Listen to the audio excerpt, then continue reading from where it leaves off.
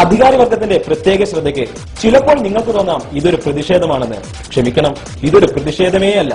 നമ്മുടെ റോഡിന്റെ സാധ്യതകളെ ഉപയോഗപ്പെടുത്തുക മാത്രമാണ് ഇയാൾ ചെയ്യുന്നത്.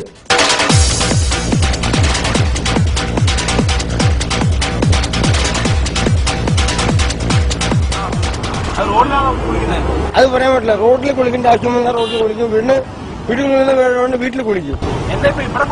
ഇവിടെ കുളിക്കുന്ന നിങ്ങളെ കാലം വല്ലോ തെണ്ടിയാണ് ഞാൻ എന്ന് വിചാരിച്ചാൽ മതി. എന്താ കുഴപ്പമുണ്ട്? ഒരു കുഴപ്പമില്ല, നല്ല സുഖ.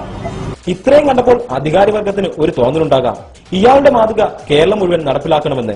ഇയാളെ മാതൃകയാക്കി കഴിഞ്ഞാൽ കേരളത്തിന് ഗിന്നസ് ബുക്കിൽ ഇടം നേടാൻ കഴിയുമല്ലോ, ഏറ്റവും കൂടുതൽ കുളിക്കടവുള്ള നാടെന്ന പേരിൽ. അങ്ങനെ കേരളത്തിന് അതൊരു മുതൽക്കൂട്ടാവും. കോഴിക്കോട് മാവൂർ റോഡിൽ നിന്നും